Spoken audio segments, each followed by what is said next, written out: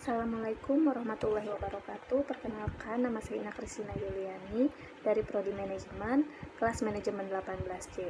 Pada kesempatan kali ini saya akan mempresentasikan hasil kerja praktik saya yang dilaksanakan di PT Machiko Jaya Indonesia.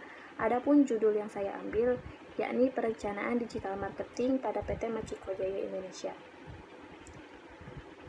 Yang pertama ada latar belakang, yaitu PT Machiko Jaya Indonesia merupakan salah satu perusahaan yang bergerak di bidang barang atau jasa meliputi general supplier atau trading, machining, fabrication, jig, dice, dan standar part sebagai kegiatan produksinya.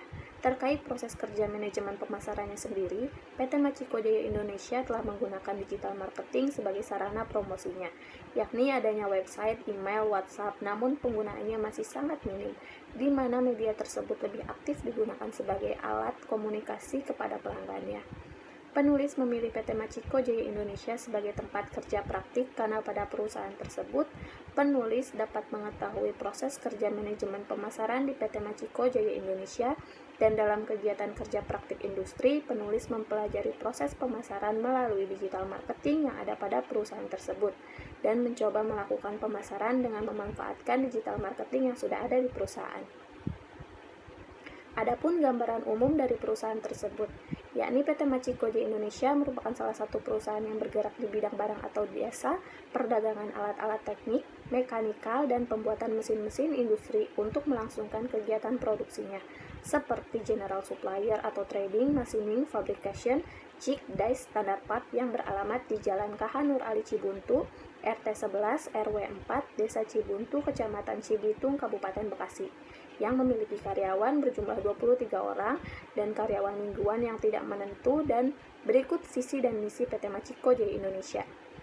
Visinya yaitu make strong company and more competitive in business and become the best in our field, yakni menjadikan perusahaan yang kuat dan berdaya saing dalam dunia bisnis dan menjadi perusahaan terbaik di bidangnya.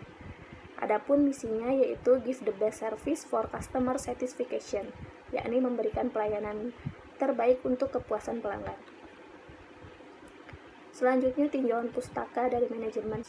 Menurut Jones dan George tahun 2015, manajemen adalah perencanaan, pengorganisasian, pengarahan, serta pengendalian sumber daya manusia dan sumber daya lainnya untuk mencapai tujuan organisasi secara efektif dan efisien.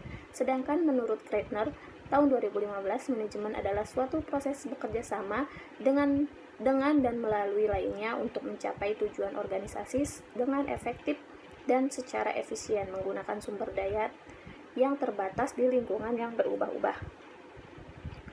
Selanjutnya, manajemen pemasaran. Menurut Kotler dan Armstrong tahun 2016, pemasaran bukan sebagai kegiatan berburu, tetapi sebagai kegiatan berkebun. Pekerjaan yang harus dilakukan bukanlah menemukan pelanggan yang tepat bagi produk Anda, tetapi produk yang tepat bagi pelanggan Anda. American Association atau AMA menawarkan definisi pemasaran yang sangat komprehensif. Pemasaran adalah proses perencanaan dan pelaksanaan konsepsi, penetapan harga, promosi, dan distribusi ide, barang dan jasa untuk menciptakan pertukaran yang memuaskan tujuan individu dan organisasi. Dikutip dalam Maharshi Dayanand University 2004. Selanjutnya ada bauran pemasaran. Menurut Kotler dalam ULUS 2013, bauran pemasaran adalah seperangkat alat pemasaran pada perusahaan yang digunakan untuk mencapai tujuan pemasaran. Bauran pemasaran adalah variabel terkendali yang dapat mempengaruhi konsumen dari segmen pasar tertentu yang dituju perusahaan. Menurut Daimesta dan Irwan dalam ULUS 2013, bauran pemasaran merupakan variabel-variabel yang dipakai perusahaan sebagai sarana untuk mengetahui atau melayani kebutuhan dan keinginan konsumen. Yang terakhir ada digital marketing. Digital marketing menurut Ridwan Sanjaya dan Joshua Taringgan dalam Nurina Ruwaida ST adalah kegiatan marketing termasuk branding yang menggunakan berbagai media berbasis web seperti blog, website, email, AdWords, ataupun jejaring sosial. Tentu saja, digital marketing bukan hanya berbicara tentang marketing internet. Selanjutnya, tujuan dan metode. Tujuan pelaksanakan kerja praktek adalah yang pertama menerapkan digital marketing pada PT Machiko Jaya Indonesia, yang kedua mengetahui permasalahan apa saja yang ada pada bagian pemasaran PT Machiko Jaya Indonesia, yang ketiga membantu dan memberikan usulan solusi pada permasalahan yang ada pada bagian pemasaran PT Machiko Jaya Indonesia. Adapun metode yang digunakan yaitu metode analisis deskriptif kualitatif dengan cara mengamati langsung kegiatan pemasaran di PT Machiko Jaya Indonesia dan melakukan survei penelitian atau observasi langsung mengenai cara pemasaran melalui digital online. Untuk pelaksanaan KP-nya, adapun tugas-tugas yang dilakukan, yang pertama pengenalan lingkungan mulai dari bertemu dengan HRD dan staf office lainnya, yang kedua membuat surat penawaran harga, menerima dan mengirim email dari customer, negosiasi, dan sebagainya. Yang terakhir melakukan broadcast pesan WhatsApp terkait produk kepada customer. Dalam pelaksanaan KP terbagi menjadi dua tugas. Yang pertama tugas utama.